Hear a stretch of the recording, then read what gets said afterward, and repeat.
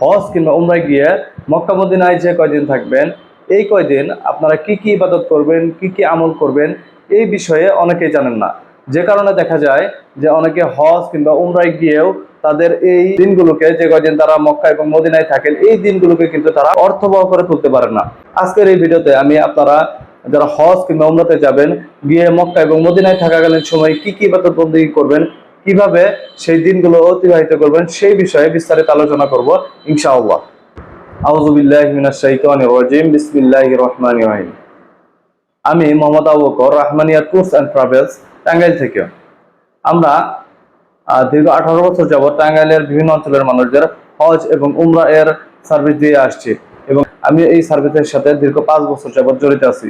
তো সেই অভিজ্ঞতা থেকে আপনারা যারা হজ কিংবা উমরাতে যাবেন, তাদেরকে সেখানে গিয়ে মক্কা এবং মদিনায় থাকাকালীন সময়ে কি কি ইবাদত বন্দেগী করবেন, সেই বিষয়ে বিস্তারিত বলার চেষ্টা করবো ইনশাআল্লাহ। মক্কা মদিনায় যে কয়দিন থাকবেন, এই কয়দিন থাকাকালীন সময়ে যে সকল ইবাদত বন্দেগী করবেন, এই ইবাদতকে আমি মূলত 3টি ভাগে ভাগ করেছি। এক নম্বরে কিছু কমন ইবাদত আছে, যেটা আপনি মক্কায় করতে পারবেন এবং মদিনায় করতে পারবেন। 2 নম্বরে এমন কিছু ইবাদত আছে, যে ইবাদতগুলো আপনি শুধু মক্কাতেই করতে পারেন কিন্তু মদিনাতে করতে পারবেন না। এবং 3 নম্বরে এমন কিছু ইবাদত আছে যেগুলো শুধুমাত্র আপনি মদিনাতেই করতে পারবেন, সেগুলো মক্কায় করা সম্ভব না। তো এই 3 ভাগে আমি মূলত আমার এই আলোচনাটি করার চেষ্টা করবো ইনশাআল্লাহ। প্রথমে আসা যাক মক্কা এবং মদিনা উভয় স্থানে থাকাকালীন সময়ে আপনারা কি কি ইবাদত বন্দেগী করবেন, সেই কমন কিছু ইবাদত বন্দেগীগুলো সম্পর্কে। যে ইবাদতগুলো পালন করার মাধ্যমে আপনি এই মক্কা এবং মদিনায় থাকাকালীন সময়গুলো আরো অর্থবহ করে তুলতে পারেন। আসুন সেই ইবাদতগুলো সম্পর্কে আমরা জেনে নেই। 1 নম্বরে তাহাজ্জুদের সালাত। আমরা জানি তাহাজ্জুদের সালাতের গুরুত্ব এবং ফজিলত অত্যন্ত বেশি, এবং সেটি যদি মক্কা এবং মদিনায় আদায় করা হয়, তাহলে কিন্তু এর গুরুত্ব আরো অনেক বেশি বেড়ে যায়। আমরা অনেকেই জানি, আবার অনেকেই জানি না যে এই হেরেম শরীফে 1 রাকাত নামাজ আদায় করলে কিন্তু 1 লক্ষ রাকাত নামাজের সওয়াব পাওয়া যায়। আর মসজিদে নববী অর্থাৎ মদিনায় যে মসজিদটি রয়েছে, এখানে 1 ওয়াক্ত নামাজ আদায় করলে কিন্তু 50,000 রাকাত নামাজের সওয়াব পাওয়া যায়। সুবহানাল্লাহ। তাই আমরা মক্কা এবং মদিনায় থাকাকালীন সময়ে এই তাহাজ্জুদের নামাজ অবশ্যই পালন করব।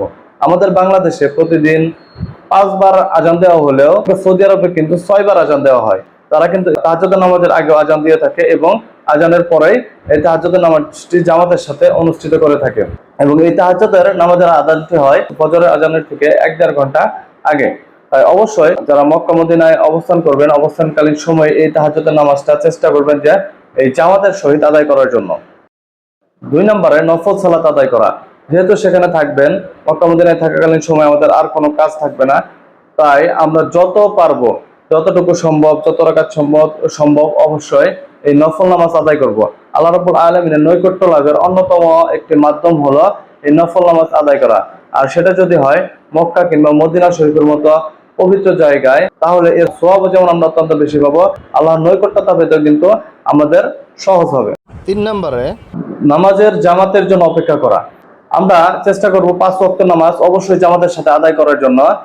আমরা জানি যে একাকী নামাজ পড়ার তুলনায় কিন্তু জামাতে নামাজ আদায় করলে 27 গুণ বেশি সওয়াব পাওয়া যায়।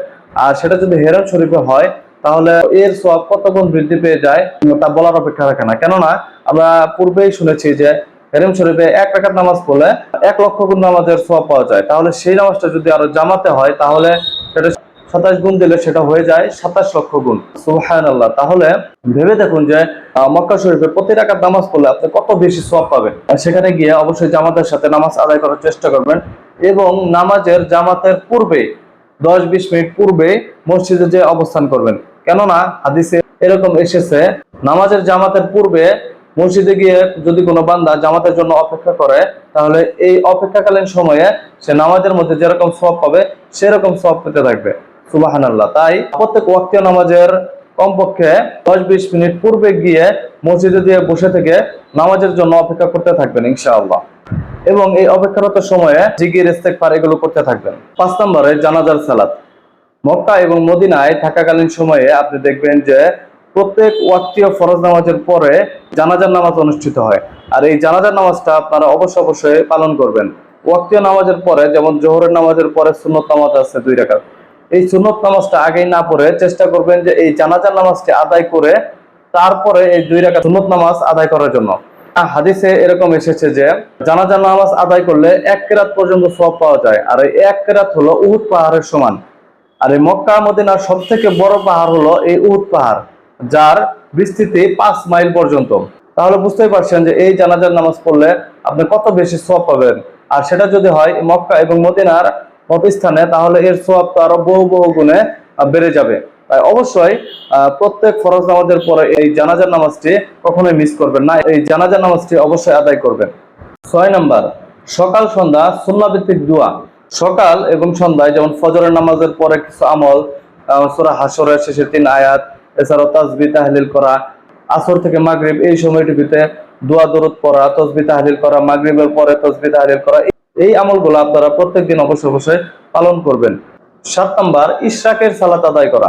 ইশরাকের সালাত হলো এমন একটি নামাজ যেটা ফজরের নামাজ আদায় করার পরে সেই স্থানে বসে থেকে সূর্যোদয়ের পর 2 রাকাত নামাজ আদায় করতে হয়। এই নামাজকে বলা হয় ইশরাকের নামাজ। আর হাদিস শরীফে এরকম এসেছে যে ইশরাকের নামাজ আদায় করলে একটি উমরার সমান সওয়াব পাওয়া যায়। সুবহানাল্লাহ। তাই অবশ্যই অবশ্যই প্রতিদিন আপনারা যখন ফজরের নামাজ আদায় করবেন, এই ফজরের নামাজ আদায় করার পরে সেখানে বসে থেকে তাসবিহ তাহলিল ইত্যাদি বিভিন্ন আমল করবেন, এবং যখন সূর্যোদয় হয়ে যাবে তারপরে সেখানে 2 রাকাত ইশরাকের নামাজ আদায় করে তারপরে আপনারা উঠবেন। তাহলে দেখা যাবে আপনারা প্রতিদিন কিন্তু এই একটি করে উমরার সওয়াব পাবেন। 8 নাম্বার, জিকির। সেখানে থাকা অবস্থায় মক্কা এবং মদিনায় যে কয়দিন থাকবেন, মুখে অন্তরে সবসময় আল্লাহ রাব্বুল আলামিনের প্রশংসা করতে থাকবেন, জিকির আজকার করতে থাকবেন। এভাবে সেখানকার দিনগুলো আপনারা অতিবাহিত করার চেষ্টা করবেন ইনশাআল্লাহ। 9 নাম্বার, ইতিকাফ করা। ইতিকাফ মানে হলো অবস্থান করা। আপনারা যখনই মসজিদে প্রবেশ করবেন, যখনই মসজিদে যাবেন, তখনই ইতিকাফের নিয়ত করে মসজিদে যাবেন। এতে করে আপনারা যতক্ষণ মসজিদে থাকবেন, আপনারা নামাজ পড়লে, শুয়ে থাকলে, বসে থাকলে, যেভাবে থাকেন না কেন, এই ইতিকাফের সওয়াব পেয়ে যাবেন। বিশেষ করে প্রতিদিন আসর, মাগরিব, এশা এই 3 ওয়াক্ত নামাজ যেহেতু পরপর, চেষ্টা করবেন যে আসরের সময় হেরেম শরীফে ঢুকে আসর, মাগরিব এবং এশা এই 3 ওয়াক্ত নামাজ আদায় করে বের হওয়ার জন্য। এবং এইটুকু সময় আপনারা ইতিকাফের নিয়ত করে মসজিদে প্রবেশ করবেন, এবং যতক্ষণ সময় আপনারা মসজিদ থাকবেন ততক্ষণ সময় কিন্তু আপনারা এই ইতিকাফের নিয়ত করার কারণে সওয়াব পেয়ে থাকবেন। আপনারা যদি সেখানে বসেও থাকেন, শুয়েও থাকেন, ঘুমানো, তারপরে কিন্তু আপনারা এই সওয়াবটা পেতে থাকবেন। তাই অবশ্যই মসজিদে ঢোকার সময় এই ইতিকাফের নিয়ত করে মসজিদে ঢুকবেন। 10 নম্বরে, সিয়াম। সেখানে থাকাকালীন সময় আপনারা প্রত্যেক সোমবার এবং বৃহস্পতিবার রাসূল সাল্লাল্লাহু আলাইহি ওয়াসাল্লাম যেহেতু রোজা রাখতেন, তো আপনারা তাকে অনুসরণ করে কিন্তু এই 2 দিন রোজা পালন করতে পারেন। সেখানে রোজা পালন করার সওয়াবও কিন্তু অনেক অনেক গুণ বেশি। 11 নম্বরে, কোরআন তেলাওয়াত। আমরা যারা যারা কোরআন তেলাওয়াত করতে পারি তারা চেষ্টা করব যে হেরেম শরীফের ভিতরে গিয়ে যতটুকু সম্ভব কোরআন তেলাওয়াত করব, কিংবা আমাদের সকলেরই, আমাদের যাদের মোবাইল ফোন আছে, এই মোবাইল ফোনে যারা কোরআন তেলাওয়াত করতে পারি না, তারা এই মোবাইল ফোনে কোরআন তেলাওয়াত শুনবো। এভাবে প্রতিদিনই আমরা বিভিন্ন সময় এই কোরআন তেলাওয়াত শোনার চেষ্টা করব, কোরআন শরীফ পড়ার চেষ্টা করব ইনশাআল্লাহ। এরপর আসা যাক আমরা মক্কায় থাকাকালীন সময়ে কি কি ইবাদত বন্দেগী পালন করতে পারি সেই প্রসঙ্গে। 1 নম্বরে, নফল তাওয়াফ করা। হজ কিংবা উমরার সময় কাবা শরীফের চারপাশে তাওয়াফ করতে হয়। এই তাওয়াফকে বলা হয় ওয়াজিব তাওয়াফ। এই তাওয়াফ অবশ্যই পালন করতে হয়। কিন্তু এছাড়াও আপনারা হজ কিংবা উমরা ব্যতীত যে কোনো সময় এই কাবা শরীফে গিয়ে কাবা শরীফ তাওয়াফ করতে পারবেন। কাবা শরীফ 7টি ঘোরানি দিলে একটি তাওয়াফ সম্পূর্ণ হয়। আর যারা এই তাওয়াফ করে তারা কিন্তু অনেক সওয়াব পেয়ে থাকে।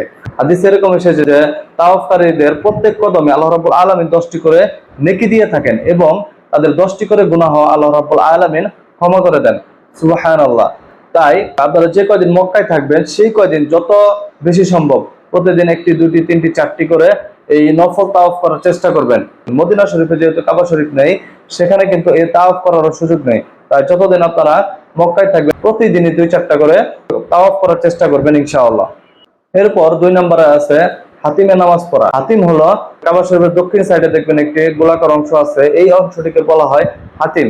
এটা এক সময় মূল কাবা শরীফের অংশ ছিল, কিন্তু বর্তমানে এই স্থানটুকু বাদ দিয়ে কাবা শরীফ নির্মাণ করা হয়েছে, এবং এই স্থানে এই হাতিমের ভিতরে নামাজ পড়লে কাবা শরীফের ভিতরে নামাজ পড়ার সমান সওয়াব। তাই এই হাতিমে আপনারা নামাজ পড়ার চেষ্টা করবেন।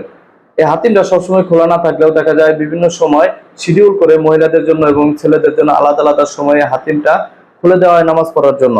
আপনারা তাই চেষ্টা করবেন যে একবার হলেও যেন এই হাতিমে নামাজ আদায় করতে পারেন।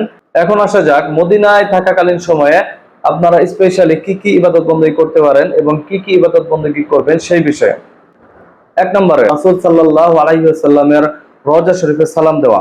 আমরা সকলেই জানি যে রাসূল সাল্লাল্লাহু আলাইহি ওয়াসাল্লামের রওজাটি রয়েছে মদিনাতে, মসজিদে নববীতে, যেখানে যেখানে কিন্তু প্রত্যেকটা মুসলমান হজ কিংবা উমরাতে গেলে তারা সেখানে গিয়ে রাসূল সাল্লাল্লাহু আলাইহি ওয়াসাল্লামের দরবারে সালাম পেশ করেন। তাই আপনিও যখন মদিনাতে যাবেন রাসূল সাল্লাল্লাহু আলাইহি ওয়াসাল্লামের দরবারে প্রত্যেকদিন সালাম দেওয়ার চেষ্টা করবেন। 2 নম্বর হলো রিয়াজুল জান্নাহ, নামাজ আদায় করা। রিয়াজুল জান্নাহকে বলা হয় দুনিয়ার বুকে জান্নাতের এক টুকরো বাগান। আর এই রিয়াজুল জান্নাহ হলো রাসূল সাল্লাল্লাহু আলাইহি ওয়াসাল্লামের যুগে যে মূল মসজিদটুকু ছিল, এই মসজিদটুকু, এই জায়গাটুকুকে বলা হয় রিয়াজুল জান্নাহ। এই স্থানে আপনি কেবলমাত্র একবারে ঢুকতে পারবেন। অনলাইনের মাধ্যমে রেজিস্ট্রেশন করে আপনাকে এখানে ঢুকতে হবে। আপনি যাদের সাথে যাবেন, যে মুআল্লিমের সাথে যাবেন, তার মাধ্যমে, তার হেল্প নিয়ে কিন্তু আপনারা এখানে রেজিস্ট্রেশন করে এই রিয়াজুল জান্নাহে প্রবেশ করতে পারেন। এবং এই রিয়াজুল জান্নাহে প্রবেশ করে সেখানে আপনি 2 রাকাত, 4 রাকাত, 8 রাকাত, 10 রাকাত, যে কয় রাকাত পারেন নফল নামাজ আদায় করেন। সেখানে কিন্তু দেখা যাবে যে আপনাকে বেশিক্ষণ অবস্থান করতে দিবে না। 10 থেকে 15 মিনিট বা সর্বোচ্চ 20 মিনিট আপনাকে সেখানে অবস্থান করতে দিবে। কেননা পর্যায়ক্রমে সেখানে মানুষ ঢুকছে, একদল বের করে দিয়ে আরেক দল ঢুকাবে।